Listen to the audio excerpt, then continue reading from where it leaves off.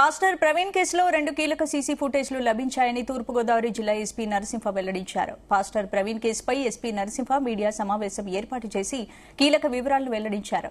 ప్రవీణ్ మృతిని అనుమానాస్పద కేసుగానే దర్యాప్తు చేస్తున్నామని తెలిపారు.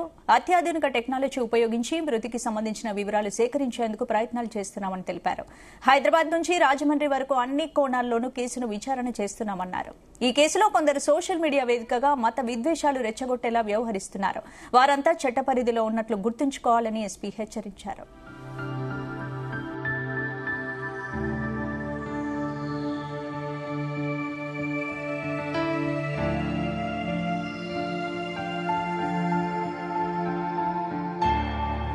పాస్టర్ పగడాల ప్రవీణ్ అనేవారు మృతి చెందారు. మన ప్రాంతంలో వారి మృతదేహం లభ్యమైంది 24th నైట్. సో వారి కుటుంబానికి,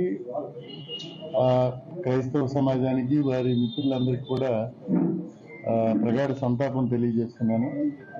అదే సందర్భంగా అనేక రకాలైనటువంటి విషయాలు సోషల్ మీడియాలో కానీ బయట కానీ డిస్కస్ చేస్తున్నారు. మీడియాలో కానీ మెయిన్ మీడియాలో కానీ ఆ రోజు 24th ఏదైతే జరిగిందో మనకి 25th మార్నింగ్ అరౌండ్ 8:30 టైంకి మా ఏఎస్ఐ గారు నడిచొస్తుంటే ఆ నడిచొస్తున్నప్పుడు ఎవరో చెప్పారు ఇక్కడ బాడీ పడుందండి అనేసి. చెప్పిన తర్వాత ఆయన దగ్గరికి వెళ్ళి చూసిన వెంటనే పోలీస్ స్టేషన్ తెలియజేశారు. ఎస్ఐ గారు ఇమీడియట్ గా రష్ అయ్యారు. ఎప్పుడైనా ఒక డెత్ అవగానే వెంటనే మనకి ఎవరో తెలియదు కదా, సో ఇమీడియట్ గా VR1 పిలిపించుకున్నారు. అలాగే డెత్ అయిందా లేదని చూడడానికి కూడా డాక్టర్ని పక్కనే ఉన్న హాస్పిటల్ నుంచి పిలిపించుకున్నారు. పిలిపించుకొని వారు ముగ్గురు కలిపి డిస్కస్ చేశారు. అక్కడ మొబైల్ పడి ఉంది.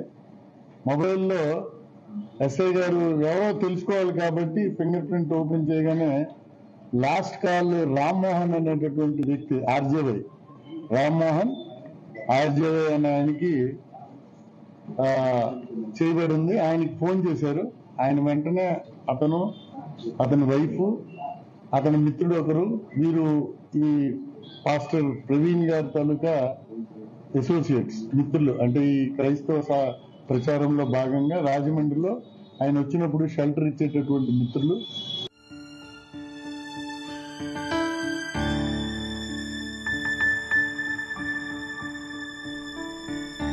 ఇదే అంశానికి సంబంధించి పూర్తి అప్డేట్స్ మా ప్రతినిధి ప్రసాద్ అందిస్తారు. ప్రసాద్. స్పందన ఉభయ తెలుగు రాష్ట్రాల్లోనూ కూడా తీవ్ర సంచలనం సృష్టించిన పాస్టర్ ప్రవీణ్ అనుమానాస్పద మృతి కేసులో తూర్పుగోదావరి జిల్లా పోలీసులు ఎలా దర్యాప్తు చేస్తారని చెప్పి ఒక ఉత్కంఠ, అదేవిధంగా కొన్ని అనుమానాలు కూడా ఉన్నాయి. ఈ నేపథ్యంలో జిల్లా ఎస్పీ నరసింహ కిషోర్ కొద్దిసేపటి క్రితమే మీడియా సమావేశం ఏర్పాటు చేసి కీలకమైన వివరాలు కూడా వెల్లడించారు. ఏదైతే కీలకంగా లభించిన 2 సిసి ఫుటేజ్లను కూడా ఆయన స్క్రీన్ పై ప్రదర్శించి మీడియాకు కూడా వివరించడం జరిగింది. ఇందులో 2వ సీసీ ఫుటేజ్ ఏదైతే పోలీసులు చెప్తున్నారో ప్రమాదం జరిగిన ప్లేస్ లో మొదటి CC footage Kovvuru toll gate వద్ద, అదేవిధంగా 2వ సీసీ ఫుటేజ్ ప్రమాదం జరిగిన ప్రాంతంలో అక్కడ 11 గంటల 42 నిమిషాలకు ఒక 5 వెహికల్స్ ఏదైతే ఈ బుల్లెట్ ను ప్రవీణ్ కుమార్ ప్రయాణిస్తున్న బుల్లెట్ ను క్రాస్ చేసి వెళ్ళాయి. ఆ 5 వెహికల్స్ ఈ కేసులో చాలా కీలకంగా ఉన్నాయని చెప్పి కూడా చెప్తున్నారు. ముఖ్యంగా ఒక రెడ్ కార్ అయితే ఏదో ఉందో ఆ బుల్లెట్ ని క్రాస్ చేస్తూ వెళ్లిన రెడ్ కారు ఈ కేసులో కీలకంగా కూడా చెప్పడం జరిగింది. అయితే ప్రాథమికంగా దీనికి సంబంధించి ఎలాంటి విషయాలు కూడా పూర్తి ఇంకా వెల్లడి కాలేదు. దర్యాప్తు ద్వారానే మరిన్ని వివరాలు తెలుస్తాయని కూడా చెప్తున్నారు. అదేవిధంగా ఈ కేసుకు సంబంధించి అంటే ఏదైతే ఈ వాహనాలకు సంబంధించి అత్యాధునిక టెక్నాలజీ ద్వారానో, అదేవిధంగా రవాణా శాఖ ద్వారానో కూడా మిగతా టోల్ గేట్స్, అదేవిధంగా మిగతా ప్రాంతాల్లో కూడా గాలించి ఆ కార్ నెంబరు, అదేవిధంగా ఇతర ఆధారాలతో ఆ వాహనాలు కూడా గుర్తిస్తామని కూడా చెప్తున్న పరిస్థితి ఉంది. అయితే నిర్దిష్టంగా ఇంతవరకు తాము ప్రాథమికంగా ఎలాంటి నిర్ధారణకు రాలేదని చెప్పి కూడా చెప్పడం జరిగింది. అదేవిధంగా అనుమానాస్పద మృతిగా కూడా ఈ కేసు నమోదు చేసినట్టుగా కూడా చెప్పడం జరిగింది. అదేవిధంగా ఇక్కడ చూస్తే కనుక పాస్టర్ ప్రవీణ్ చివరిసారిగా కాల్ చేసింది రామ్మోహన్ అనే వ్యక్తికి. రామ్మోహన్ అనే వ్యక్తి రాజమండ్రికి చెందిన వారు. ఇక్కడ రాజమండ్రిలో పాస్టర్ ప్రవీణ్ కి సంబంధించిన కార్యక్రమాలన్నీ కూడా ఆయనే చూస్తూ ఉంటారు.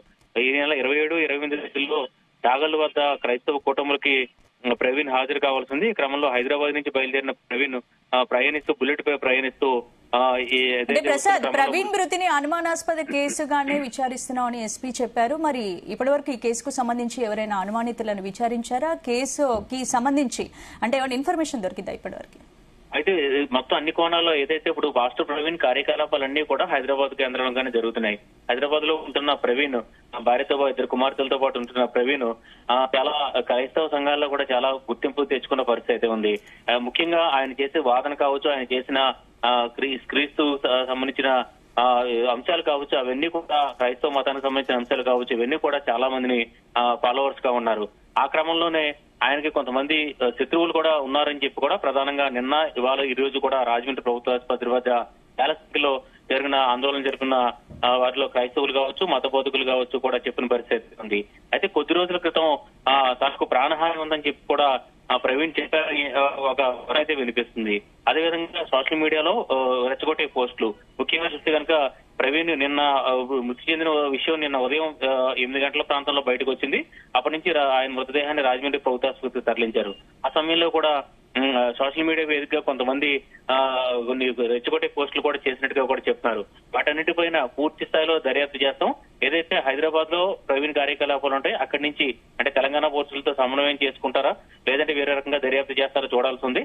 హైదరాబాద్ నుంచి రాజమండ్రి వరకు అన్ని కోణాల్లో కూడా విచారణ చేస్తాం.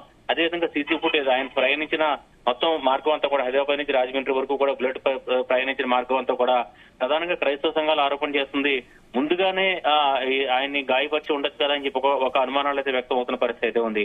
మొత్తం మీద పెను సంచలనంగా మారిన ఈ కేసుకు సంబంధించి మాత్రం ఇంకా పురోగతి సాధించేస్తుందని చెప్పి కూడా మనం చెప్పుకోవాలి. ఎందుకంటే ప్రాథమికంగా ఇప్పటికీ నిర్ధారణకు రాలేకపోతామని చెప్తున్నారు. ఎందుకంటే ఇంత సంచలనమైన కేసు నిన్న ఇవాళ కూడా 2 తెలుగు రాష్ట్రాల్లో కూడా క్రైస్తవ సంఘాలు కావచ్చు, ఇటు క్రైస్తవ పెద్దలు కావచ్చు పూర్తిగా స్థాయిలో ఆగ్రహం వ్యక్తం చేస్తున్న పరిస్థితుల్లో పోలీసులు త్వరగా దీన్ని ఖచ్చితంగా దర్యాప్తు చేయాల్సిన పరిస్థితి ఉంది. ఎందుకంటే ఇప్పటికే అనేక రకాలుగా ఇవాళ పోస్ట్ మార్టం సమయంలో కావచ్చు, అదేవిధంగా అనేక మంది మత పెద్దలు కావచ్చు, కేఏ పాల్ లాంటి వారు కూడా వచ్చి తీవ్ర స్థాయిలో ఇక్కడ ఆగ్రహం వ్యక్తం చేసిన పరిస్థితి ఉంది. ప్రభుత్వం ఖచ్చితంగా కేఏ పాల్ అయితే కీలకమైన వ్యాఖ్యలు చేశారు.